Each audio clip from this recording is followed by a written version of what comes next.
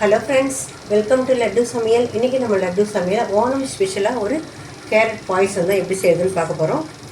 அது கொஞ்சம் வித்தியாசமான இன்க்ரீடியன்ஸ்லாம் சேர்த்து எப்படி பண்ணுறதுன்னு பார்க்கலாம். ஃபஸ்ட்டு அதுக்கு ஒரு கடாயை வச்சு 2 டேபிள் ஸ்பூன் அளவுக்கு நம்ம நெய் சேர்த்துக்கலாம்.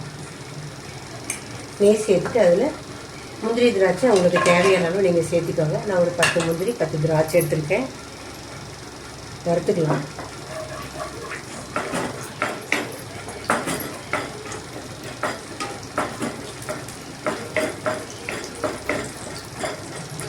நல்லா பொரிஞ்சு வரட்டும். முந்திரி திராட்சை நல்லா பொரிஞ்சு வந்துருச்சு.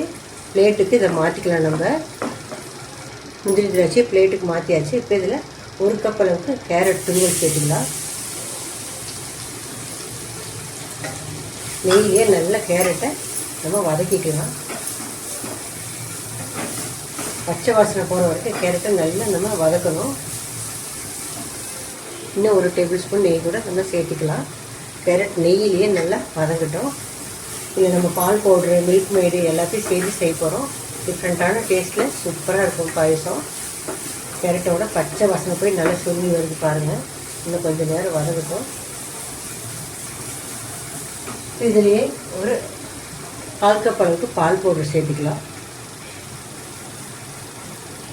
சேர்த்துட்டு இதையும் நல்லா வதக்கிக்கலாம்.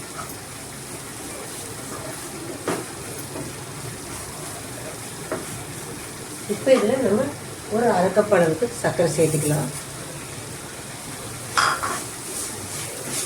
சேர்த்துட்டு நல்லா சர்க்கரை கரைஞ்சி வர வரைக்கும் வதக்கிக்கலாம். பால் பவுட்ரு, மில்க் மேடு, பால் எல்லாம் சேர்த்து நெய் எல்லாம் சேர்த்து பாயசம் சூப்பராக இருக்கும். சர்க்கரை கரைஞ்சி வரட்டும். கேரட் பாருங்கள் நெய்யிலேயே நல்லா வதங்கிட்டு இந்த நெய்யெல்லாம் சைடில் பிரிஞ்சு வர வரைக்கும் வதங்கிடுச்சு. பச்சை வாசனை கரெக்டாக போயிடுச்சு. இப்போ இதில் நான் பக்கத்தில் பால் காய வச்சுருந்தேன். அதில் ஒரு 3/4 லிட்டர் அளவுக்கு கெட்டியான பால் சேர்த்துக்கலாம். திக்கான பால் சேர்த்துக்கோங்க. உங்களுக்கு எவ்வளோ பாயசம் வேணுமோ அந்த அளவுக்கு நீங்கள் பால் சேர்த்துக்கலாம். நான் ஒரு 3/4 லிட்டர் அளவுக்கு சேர்த்துருக்கேன். நல்லா கலந்து விடலாம்.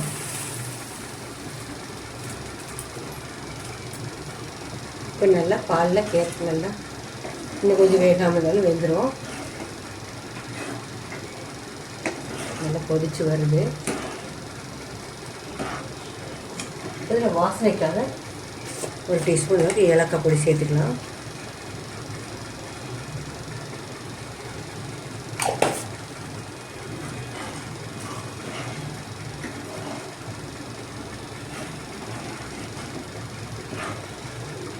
பாயசம் நல்லா கொதிச்சிட்ருக்குது. நான் இப்போ கண்டென்ஸ்டு மில்க் ஊற்ற போகிறேன். மில்கி மிஸ்டில் எடுத்துருக்கேன். எவ்வளோ தேவையோ அவ்வளோ ஊற்றிக்கலாம்.